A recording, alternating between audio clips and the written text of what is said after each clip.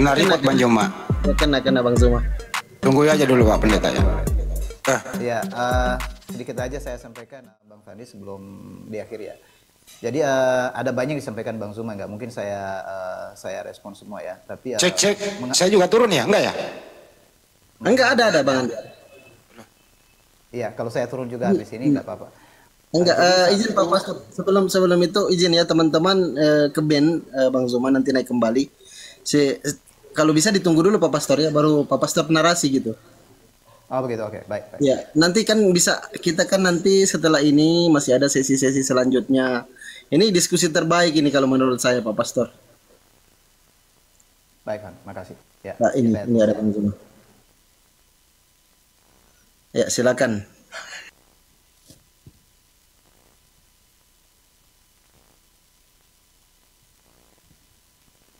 Silakan Pak Pastor, di open kameranya. Pak Pastor. Pak Pastor monitor. Belum dibuka mute-nya Pak Pastor itu. Kencang juga ya reportnya dari bawah ya. Baru bangkit akunku itu. Akun utama langsung teler lagi. Oke, ini sudah ya. Risiko perjuangan. Silakan Pak Pastor. Ya, jadi ini mungkin yang disoroti Bang Zuma tadi perihal ritual-ritual dari orang-orang ya. Jadi saya tidak menyoroti itu karena kalau misalnya nanti kita berbicara ritual ada 3 bagian yang saya bisa beritahukan apa perbedaan sebenarnya yang diajarkan oleh Yesus tentang ibadah dalam roh dan kebenaran dengan ibadah yang dipraktekkan sebelumnya dalam Taurat. Jadi ada 3 ini, persoalan waktu, persoalan tempat, dan persoalan orang. Jadi mungkin lain kali kita bicara itu. Saya ke kata kebenaran aja tadi Bang Zuma. Jadi berbicara soal kebenaran tadi Bang Zuma itu pertanyaan di awal. Jadi sebenarnya letak kebenarannya di mana? Nah di Alkitab itu jelas sekali yang menonjol itu adalah perkataan dari Yesus sendiri yang menyatakan akulah kebenaran. Ya. Akulah kebenaran, akulah jalan dan hidup. Nah soal kebenaran kalau misalnya dilihat dalam seluruh kitab suci, mengapa timbul penekanan kebenaran itu berarti ada kesalahan. Kesalahan itu berbicara soal dosa dan dalam Alkitab ada 3 kata yang berhubungan dengan kesalahan itu atau dosa itu, yaitu dosa, kesalahan, dan pelanggaran. 3 kata itu seringkali ditukar-tukar untuk menyatakan bagaimana manusia tidak dapat hidup menurut perintah dari perintah Allah. Jadi sekali lagi dosa, kesalahan, dan pelanggaran itu yang menunjukkan bahwa manusia tidak dapat hidup menurut apa yang diperintahkan oleh Allah. Nah, jadi pertentangannya di sana bukan pertentangan praktek-praktek yang lain itu termasuk ibadah, itu sebagai hasil, akibat.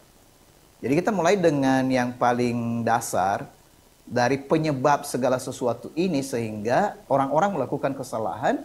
Jawabannya karena pertama itu karena tidak percaya kepada Allah. Misalnya begini, ketika ada diskusi kita berbicara soal, mari berbicara soal data dan kita tidak berbicara soal iman.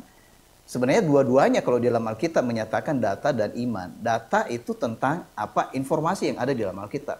Jadi saya lihat sebenarnya tadi kan apa yang disampaikan Bang Zuma ada datanya dalam Alkitab, cuma pengertiannya yang berbeda gitu kan. Jadi misalnya mengutip ayat ini dan ayat itu, nah berbeda ketika misalnya saya mengutip ayat ini dan ayat itu, mengapa berbeda pengertian? Misalnya Bang Zuma berkata ini harus diluruskan. Itu dari pengertian misalnya Bang Zuma dan juga pengertian yang lain. Nah, yang saya maksud di sini bagaimana kita masing-masing bisa mendapat pengertian yang disediakan oleh Allah melalui rohnya.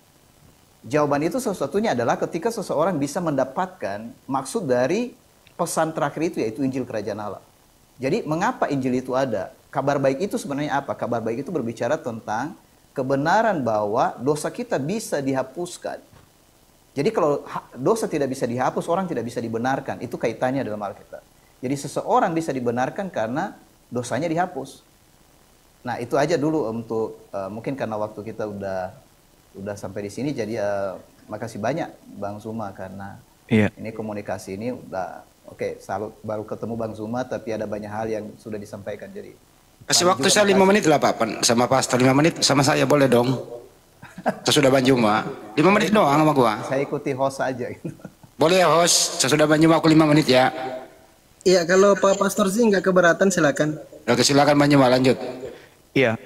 Yang Pak Pendeta kutip itu Yohanes 14 nomor 6, akulah jalan, akulah kebenaran, akulah hidup. Tapi tidak sampai situ. Tidak ada yang sampai kepada Bapa kalau tidak melalui aku. Ini harus menjadi catatan penting. Kalau Pak Pastor mengatakan ayat dalilnya sama, Bang Suma bacakan, Bang Suma kasih pengertian, Pak Pastor juga kasih pengertian ini berbeda. Akulah jalan. Jalan di sini metode. Jalan itu cara. Caranya kemudian menuju kepada Elohim itu seperti apa? Yesus ajarkan. Jangan membunuh. Jangan ini, jangan itu, jangan ini, jangan itu. Jangan membunuh berarti nggak boleh bunuh Yesus. Dan di situ Kristen udah kalah di situ. Maksudnya kalau dalam arti kata konsep keagamaan Kristen justru dibangun atas pembunuhan. Akulah jalan, akulah cara, akulah metode yang harus orang-orang lakoni untuk sampai kepada Bapa. Itu pertama. Yang kedua, akulah kebenaran. Kalau Yesus adalah kebenaran, maka semua unsur firman atau sabda yang Yesus sampaikan ke tengah-tengah Bani Israel, itu yang harus menjadi acuan. Karena Yesus adalah kebenaran, maka ucapan Yesus yang harus menjadi titik tumpu sebuah keimanan. Bukan oknum lain. Dan yang ketiga, akulah hidup. Apa hidup itu?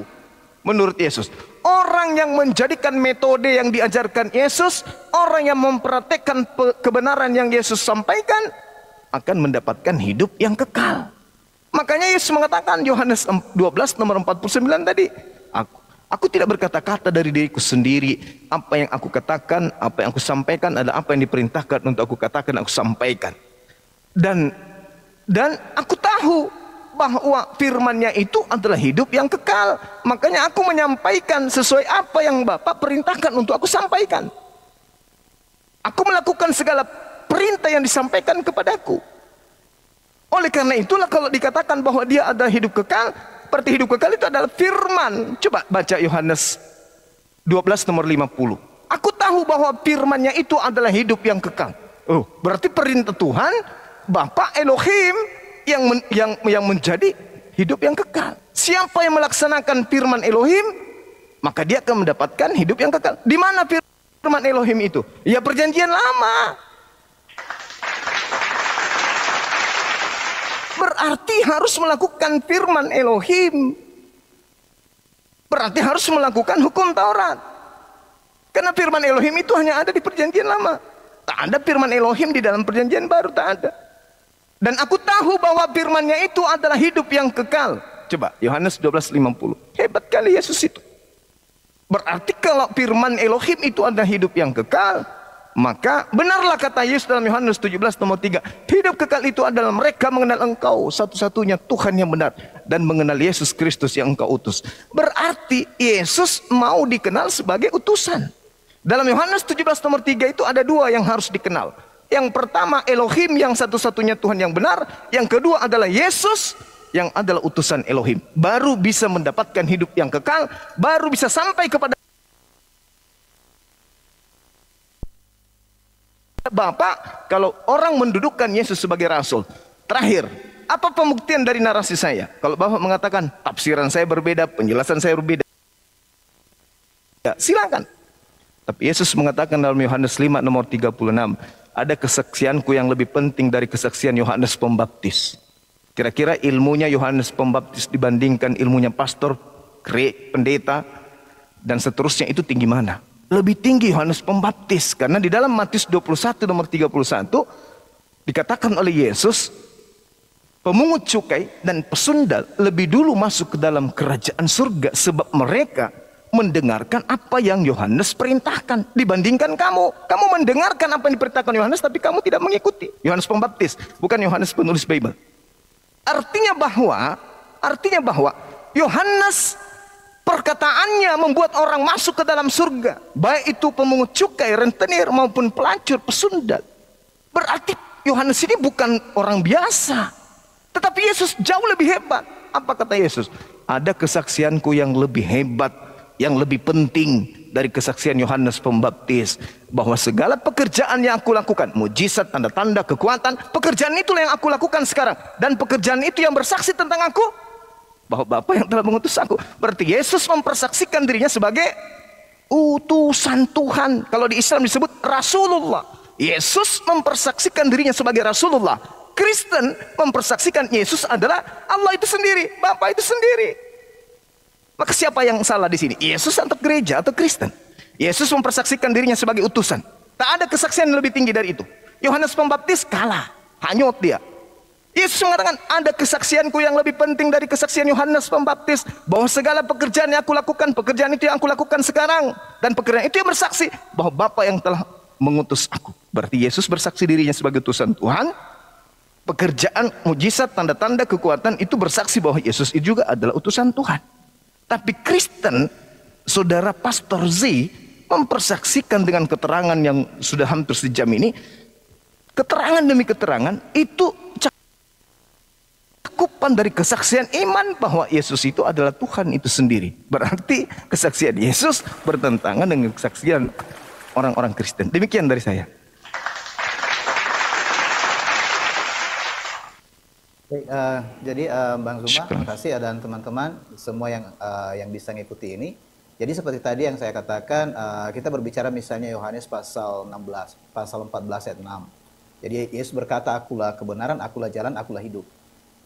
Dalam Alkitab keseluruhannya kalau kita melihat tentang kebenaran itu apa, kemudian jalan itu apa, kemudian hidup itu apa. Jadi kalau dikatakan akulah kebenaran, berarti kan sumber kebenaran itu sumbernya dari mana gitu. Karena Yesus berasal dari Sang Bapa. Akulah jalan, berarti ini penyataan bahwa Bapa itu melakukan penyelamatan untuk memberi hidup kepada manusia melalui cara Yesus Kristus harus mati karena dosa manusia, dikubur dan hidup kembali. Ini sederhananya Bang Zuma dan teman-teman. Dan yang ketiga, setiap orang yang percaya melalui jalan itu akan beroleh hidup. Itu berarti mendapatkan roh Allah kembali. Jadi untuk mendapatkan roh yang hilang akibat manusia berdosa, maka semuanya terjawab di dalam Yesus. Dengan demikian, apa masalah utama dari manusia? Jawabannya semua adalah Yesus Kristus. Nah, itu penjelasan saya sederhana. Makasih, kembali. Oke, gimana Bang Handi? Bang ini masih bisa saya tanggapi? Lanjut dulu Bang Zuma, lanjut. Ya, inilah pengertian yang kita lihat dari aspek Bang Zuma dan aspek Pak Pastor itu. Kira-kira yang mana pendekatan penjelasan itu sesuai dengan apa yang Yesus ajarkan? Akulah jalan. Lari-larinya Pak Pastor bahwa Yesus itu adalah Tuhan. Tidak mungkin. Di dalam Kisah Para Rasul 13 nomor 23, orang Israel harus tahu bahwa Tuhan telah mengutus juru selamat bagi orang Israel.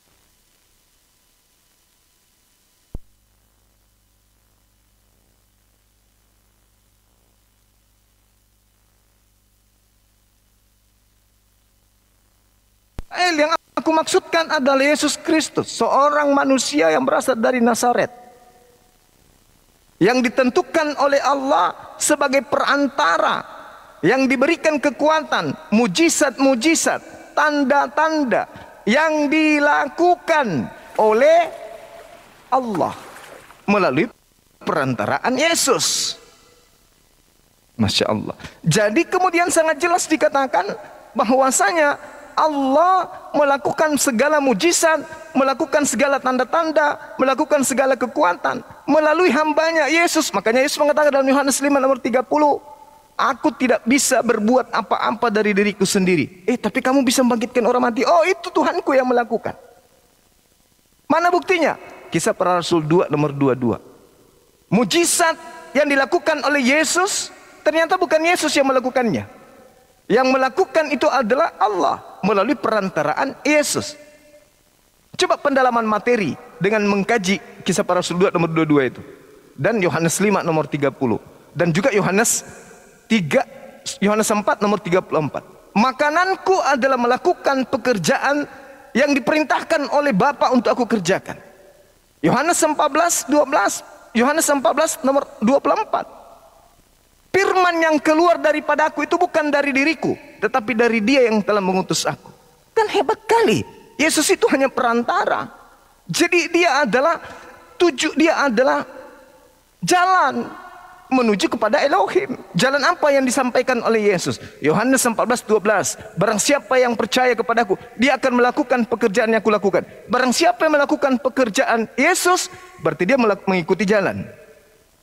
Kebenaran. Kebenaran itu adalah segala firman yang engkau berikan kepada aku telah aku sampaikan kepada mereka. Mereka telah menerimanya dan mereka percaya bahwa engkau lah yang telah mengutus aku. Jadi kebenaran itu adalah Yesus adalah utusan. Hidup, Yohanes 17 nomor 3. Hidup kekal itu adalah mereka mengenal engkau satu-satunya Tuhan yang benar. Mengenal aku sebagai utusan. Jadi jalan, Yesus adalah utusan. Kebenaran, Yesus adalah utusan. Hidup kekal, Yesus adalah utusan. Baru bisa sampai kepada Bapa. Kalau Yesus tidak dianggap utusan, tidak ada keselamatan. Percaya saja.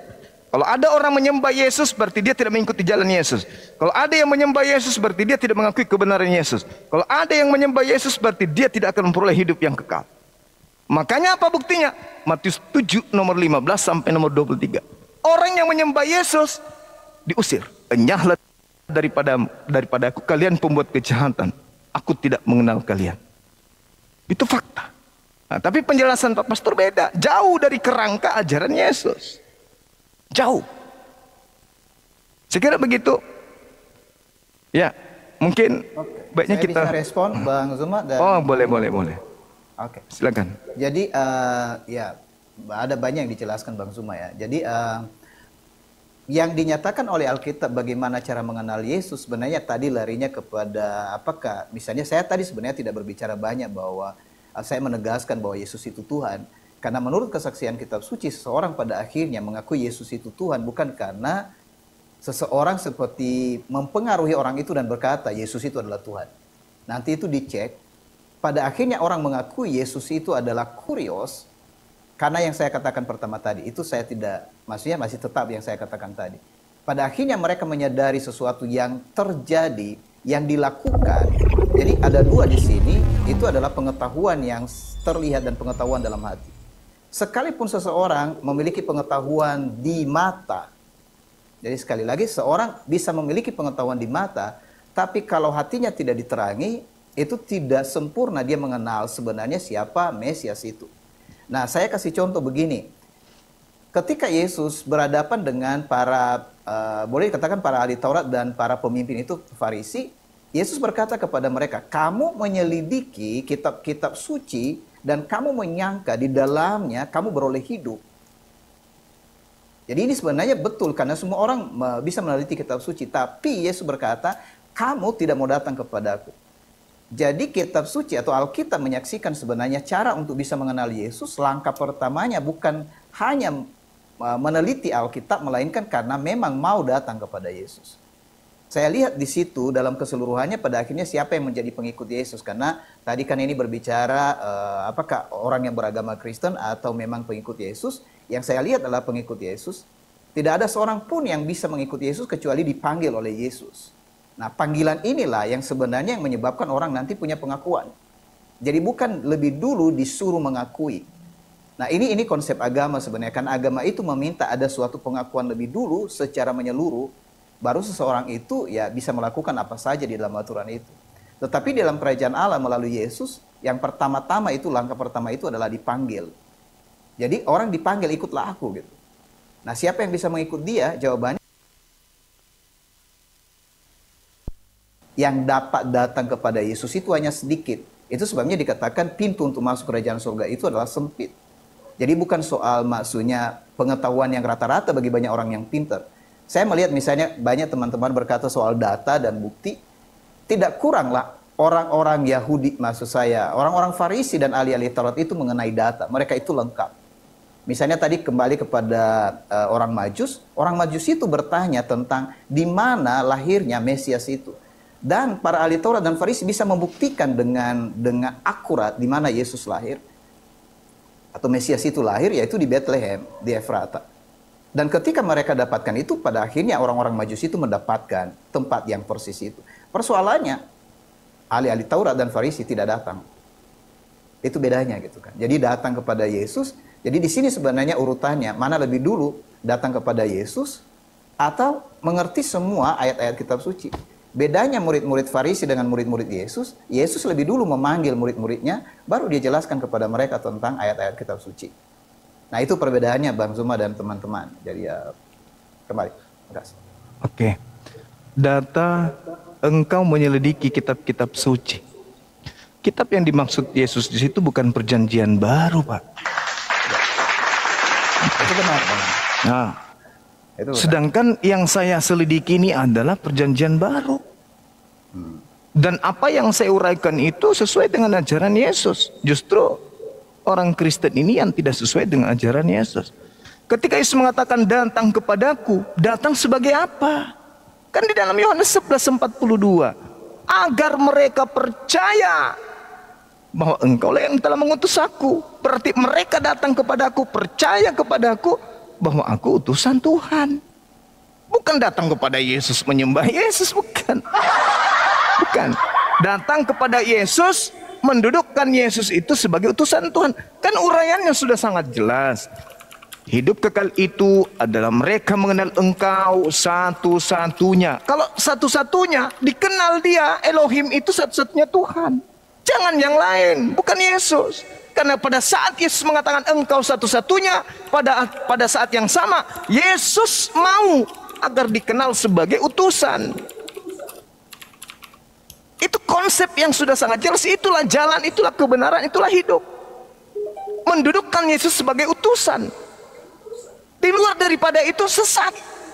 Makanya bukan setiap orang yang menyeru aku kepadaku, mar, kurios, akan masuk ke dalam kerajaan langit. Melainkan dia yang melakukan kehendak Bapa. Mana kehendak Bapa agar orang datang kepada Yesus, menyembah Yesus? Mana?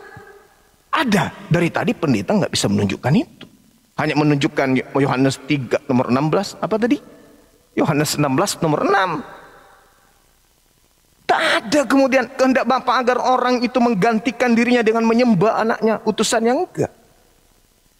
Yesus itu disebut anak, Amsal 3 nomor 11 nomor 12.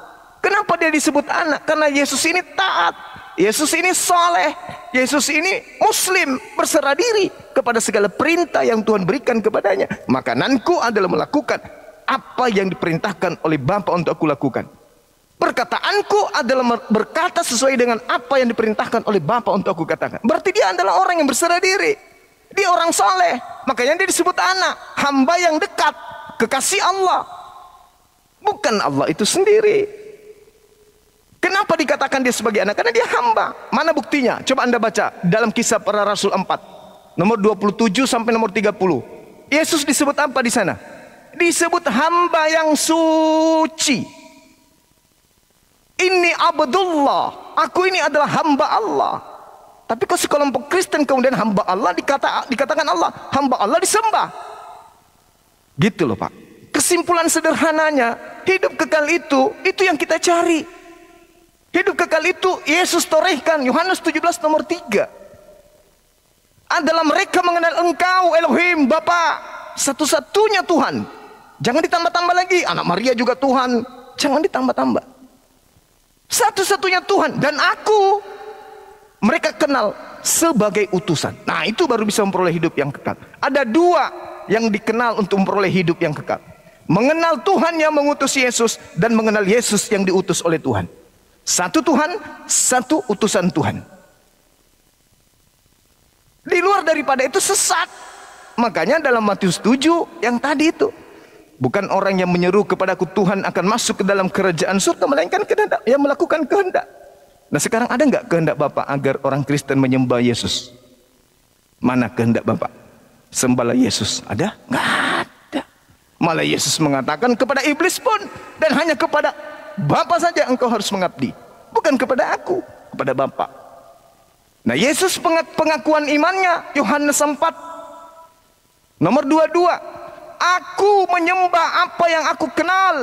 Kalian menyembah apa yang kalian tidak kenal. Kurang apa lagi? Makanya Yesus mengatakan, "Ma qultu lahum illa ma amartani bi ani abudullah rabbi wa rabbakum." Sembahlah Allah, Tuhanku dan Tuhanmu. Yohanes 4 nomor 22. Jadi Kristen ini membuat karikatur sendiri, lalu menyembah kepada anak orang. Anak orang sudah mengatakan, enyahlah daripadaku, kalian semua pembuat kejahatan. Tidak ngeh, tidak sadar. Makanya muncul pertanyaan, Pak Pastor, roh apa yang merasuki kalian sampai senaif itu menyembah anak orang? Sedangkan anak orang ini memerintahkan menyembah kepada dia satu-satunya Tuhan yang benar. Itu loh, sesederhana itu loh Pak. Ya tapi ada yang disebut keras kepala. Silakan Pak Pastor, saya hormat sama Anda, silakan. Ya, baik, makasih Bang Zuma. Jadi saya sebenarnya tidak tertarik dengan misalnya perbedaan kelompok, mengapa mereka lakukan ini dan lakukan itu. Karena ya Bang Zuma banyak menjelaskan banyak komentar tentang itu, dan mengapa saya lebih memilih diam di situ karena saya berpikir di fokus dari apa yang hendak kita dapatkan di sini tadi tentang, karena kalau topiknya tadi adalah apakah Yesus itu hamba Tuhan. Jadi jawaban saya di sini, disinilah letak kedua dari pernyataan Alkitab tentang Mesias itu, di mana Yesus itu memang dia hamba. Karena seperti di dalam Yohanes pasal 13 ayat 13 dikatakan bahwa jika aku adalah Tuhan dan Guru dan perkataanmu itu benar, dan aku adalah yang maksudnya Tuhan, yang kurios itu, yang tertinggi, ada di tengah-tengah kamu berlaku sebagai seorang hamba. Gitu. Jadi praktek menjadi seorang hamba itu sebenarnya perwujudan dari pernyataan Mesias yang dijanjikan, yang tidak bisa dilihat oleh banyak peneliti kitab suci bahwa memang dua-dua itu harus terjadi dalam diri Mesias itu. Yang pertama dia harus menjadi manusia, dan yang kedua dia datang nanti di dalam kemuliaan yang besar.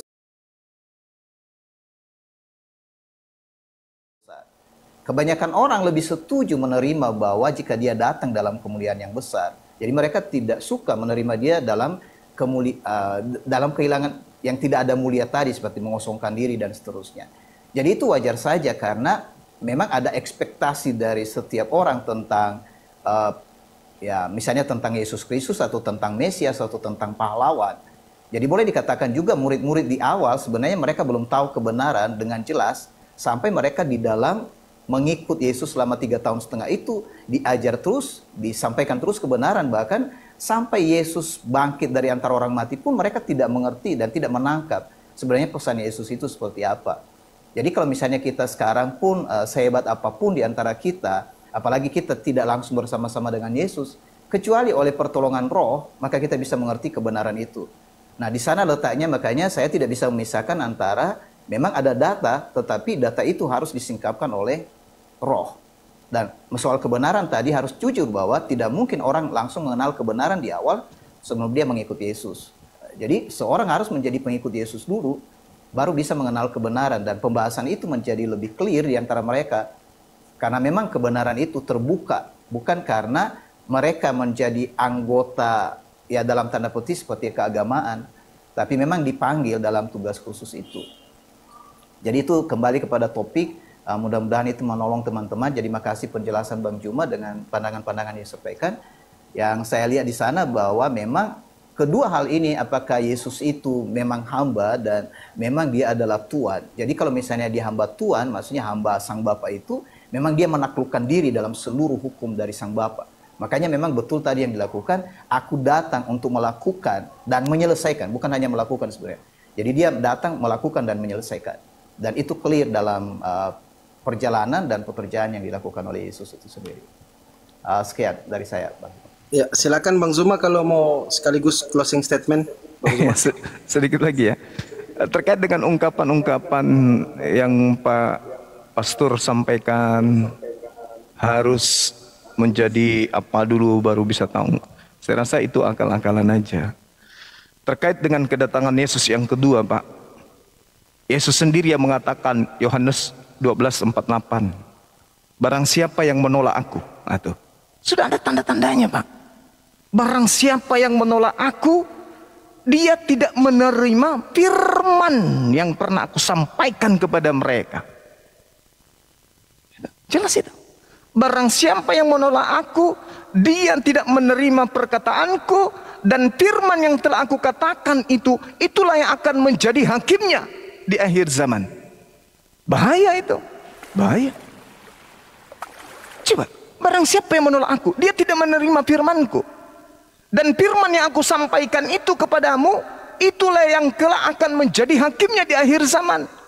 Nah sekarang mana firman Yesus, sembahlah aku, ibadahlah hari Minggu, janganlah bersunat, janganlah bersunat, makanlah babi.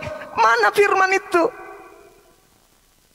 Barang siapa yang menolak aku, dia tidak menerima firmanku. Dan firman yang aku katakan itu kepada mereka, firman itu kelak akan menjadi hakim di akhir zaman. Lalu mau diartikan apa lagi? Kecuali dengan akal-akalan. Oh tidak begitu Bang Suma. Lalu apa? Menolak itu artinya tidak menerima firman. Firman Yesus, dia mau dipercaya sebagai utusan Tuhan. Yohanes 11 nomor 42. Aku tahu bahwa semua orang yang mengelilingi aku di sini, aku telah mengatakannya kepada mereka, agar supaya mereka percaya bahwa engkaulah yang telah mengutus aku. Aku mengatakannya agar mereka percaya bahwa aku adalah utusanmu. Siapa yang bisa membantah itu? Kesaksian Yesus, umat Islam lebih percaya daripada kesaksian Bapak Pastor, mohon maaf. Kesaksian Yesus umat Islam lebih percaya daripada kesaksian-kesaksian orang-orang Kristen. Kesaksian orang Kristen tak ada dasarnya, tak ada pijakan datanya, tidak ada pijakan perkataan Yesus. Contoh Pak nih, kita ke gereja ngintip orang Kristen, apa yang mereka lakukan? Mempertuhankan anak Maria, menyembah anak Maria. Sekarang mana kesaksian Yesus tentang itu? Ada. Kita lihat meja makannya orang Kristen, ada anjing, ada kodok, ada semua, ada babi. Mana kesaksian Yesus tentang itu? Ada? Tak ada. Periksa nonotnya orang Kristen, sampai mereka dikubur, udah tua, bangkokan, tidak disunat. Mana kesaksian Yesus tentang itu? Ada? Tak ada. Jadi harapan kosong, angan-angan kosong yang Bapak katakan harus masuk dulu menjadi Kristen baru percaya. Oh, itu jebakan Batman. Batman-nya pun tidak lulus jadi Batman. Tidak bisa. Karena pola yang akan menjadi penghakiman Yesus nanti adalah segala firman yang telah ia sampaikan. Nah, cakupannya di mana?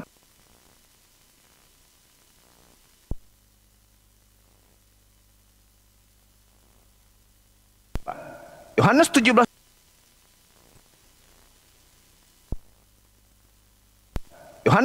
teman.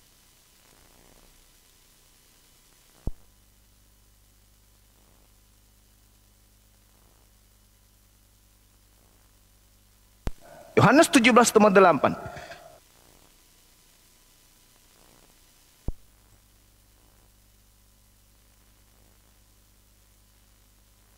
Segala firman yang engkau berikan kepada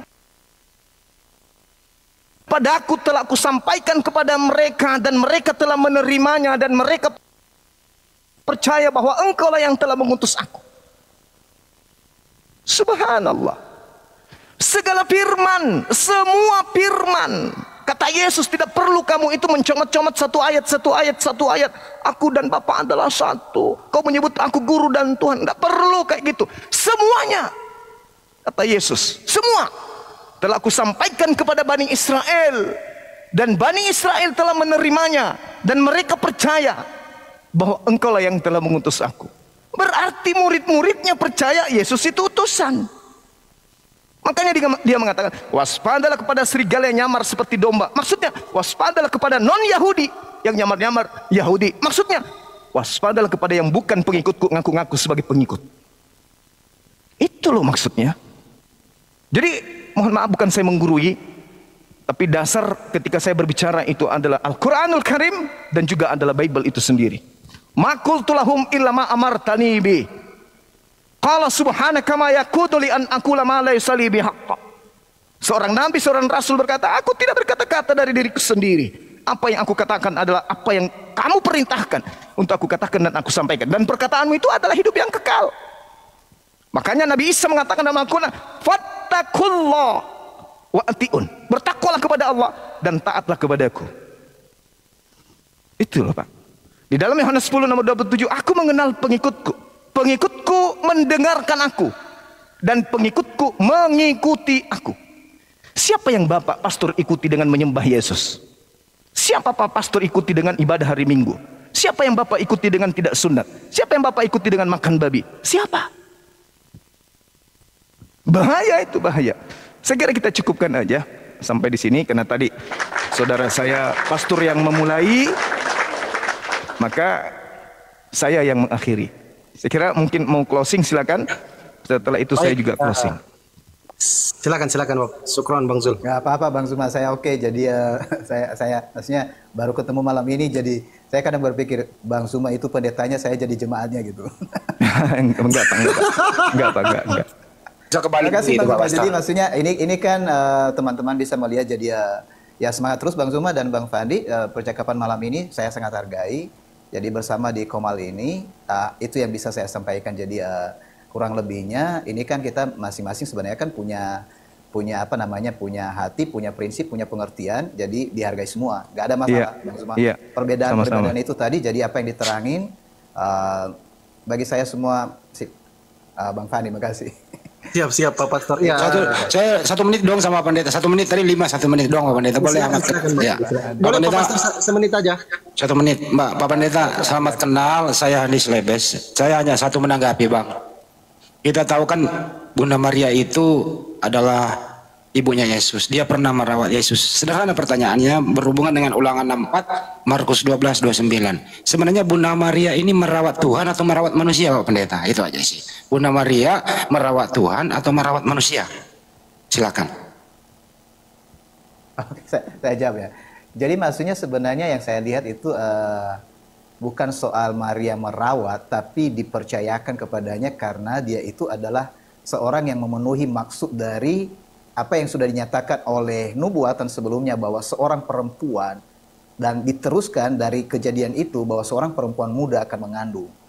Jadi sebenarnya hanya sejauh itu di sana. Jadi pembahasan lebih jauh bagaimana Yesus dibesarkan di tengah-tengah keluarga Yusuf dan Maria itu seperti berjalan. Makanya orang-orang pada waktu itu tidak mengenal apakah Yesus itu memang dari surga atau tidak, karena mereka melihat cara Yesus hidup itu di antara semua orang-orang atau anak-anak pada waktu itu sama seperti pada umumnya. Jadi kalau misalnya Bapak tanya, ini yang dirawat ini siapa, Tuhan atau manusia? Ya manusianya Yesus. Mungkin itu kalau saya mau respon. Kalau Tuhannya Bunda Maria, Pak Pastor, satu lagi. Tuhannya Bunda Maria siapa, Pak Pastor? Dalam seperti tadi ya, yang dibaca oleh murid-murid Maria dan Alkitab ya, maksudnya kitab suci yang mereka baca itu semua tentang perjanjian lama. Jadi sudah jelas yang mereka kenal itu adalah Allah yang esa itu. Bahkan pada waktu itu kan Yesus belum dikenal bahwa dia itu memang Mesias itu. Hanya sedikit. Meskipun itu diberitahukan kepada Maria, dia harus tunggu sampai selesai itu, Yesus pada akhirnya mati dan bangkit kembali. Baru mereka bisa mengenal, oh siapa dia itu yang dilahirkan oleh Maria itu dan seterusnya. Oke, makasih Pak Pastor. Artinya Tuhannya Bunda Maria beda dengan Tuhannya Pak Pastor dengan jemaatnya ya? Tidak bisa digeneralisir itu Bang, karena maksudnya lagian kita baru kenal, mungkin digeneralisir ini saya seorang pastor atau saya seorang pendeta misalnya, maka semua pendeta sama atau pastor sama. Jadi saya lebih suka begini, dari percakapan ini kita bisa mengenal detail teman-teman. Bang Handi, makasih, saya kembalikan. Oh ini waktu saya habis. Bang Handi atau Bang Handi menjadi sama. Ya, lanjut. Terima kasih. Ya, makasih Bang Handi. Pastor Z, terima kasih banyak. Wah, luar biasa Pak Pastor. Saya beli aplaus dulu sama Pak Pastor ya. Terima kasih Pak Pastor. Jadi untuk berikutnya kita bisa adakan sesi kedua sama Pak Pastor Z. Nanti tentukan aja kapan lagi waktunya Pak Pastor siap. Untuk tema kedua Pak Pastor ya, konsep keselamatan. Gimana Pak Pastor? Oke, saya nunggu kabar dari siap. Fandi aja. Ya, terima kasih banyak. Mungkin kita akhiri saja. Mungkin Pak Pastor mau rehat. Bang Zuma kayaknya mau lanjut ini. Kasih dia closing statement dong Pak Pastor. Silakan Pak Pastor, silakan. Oke, closing statement. Jadi pertama makasih untuk Bang Fandi, Bang Zuma dan juga Bang Handi yang sama-sama di Komal, dan semua teman-teman di bawah, salam kenal semua. Jadi yang kedua, pertemuan malam ini dengan cara seperti ini lebih menarik, dan bahasa semua yang kita bagi itu menunjukkan bagaimana diri kita, karakter kita. Jadi kita di negeri kita yang boleh dikatakan beragam macam ini, meskipun ada perbedaan, saya pikir nggak apa-apa dinyatakan perbedaan, yang penting tidak saling marah. Jadi saling menghargai, saling menghormati, dan saya sangat hormat kepada semua teman-teman malam ini. Secara khusus Bang Zuma yang langsung komunikasi, dan juga Bang Fandi yang sudah memfasilitasi ini. Makasih untuk semua. Salam. Siap, Pak Pastor, siap. Ya udah, kalau mau rehat Pak Pastor nggak apa-apa, boleh. Oke, boleh jadi turun. saya turun ya. Makasih. Siap, Pak Pastor. Thank you. Baik. Kasih Bang Juma juga dong untuk closing dulu ini. Tadi udah Bang Andi, lebar. Saya belum, lagi dong. Tadi kan pertanyaan saya belum ditanggapi Bang Juma itu. Jawaban Pak Pastor. Silakan. Ya. Jadi pada dasarnya kemudian orang saudara-saudara Kristen itu harusnya bangga ya dan senang kepada umat Islam gitu ya. Kenapa senang? Karena pembelaan yang dilakukan kemudian umat Islam terhadap Nabi Isa atau Yesus dan pembelaan yang dilakukan oleh umat Islam kemudian terhadap Tuhan yang mengutus Yesus. Artinya memurnikan ajaran Tuhan yang mengutus Yesus dan memurnikan ajaran Yesus dari subhat-subhat yang dibangun kemudian yang tak berdasar dari Yesus itu sendiri. Jadi sepanjang kita berdiskusi, saya menguraikan semua kalimat, semua kata yang saya sampaikan itu adalah kebaikan-kebaikan untuk kemudian mensucikan Yesus dari tanggapan-tanggapan yang tidak sesuai dengan pengajarannya. Apa yang saya katakan sesuai dengan dasar pijakan sebagai seorang beriman, sebagai seorang muslim, sebagai seorang Islam. Terdata di dalam Al-Quran dan tertulis di dalam Bible. Lain cerita ketika kita berbicara mengenai tuan rumah, dalam hal ini adalah orang-orang Yahudi tempo dulu.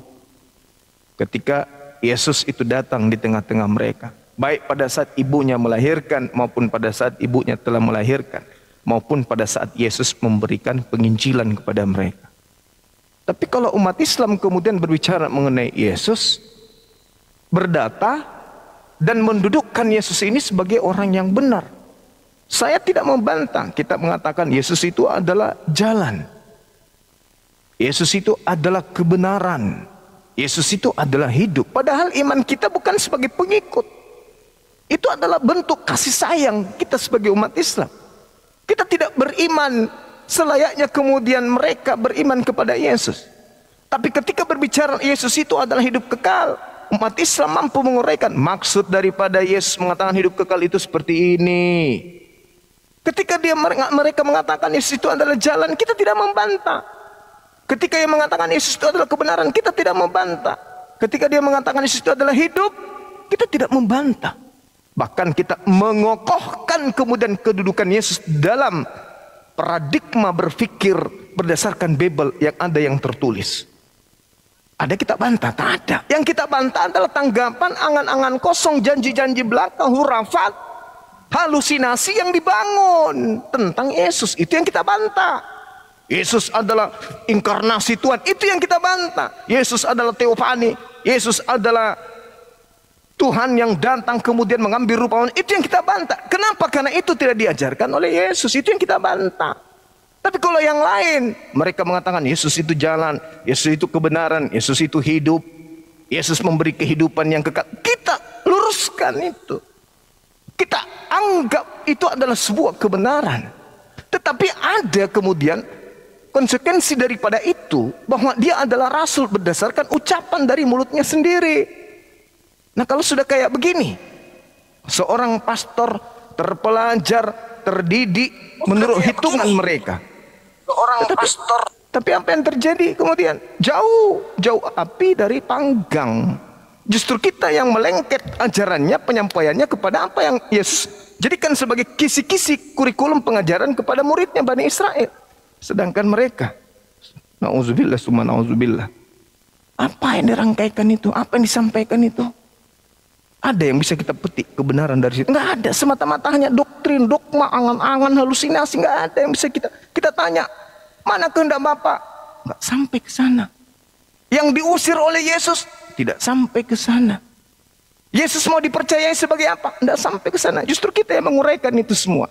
Nah inilah yang menyebabkan sehingga saudara-saudara kita Kristen yang sudah tidak percaya lagi gereja, itu justru mengucapkan la ilaha illallah Muhammad Rasulullah.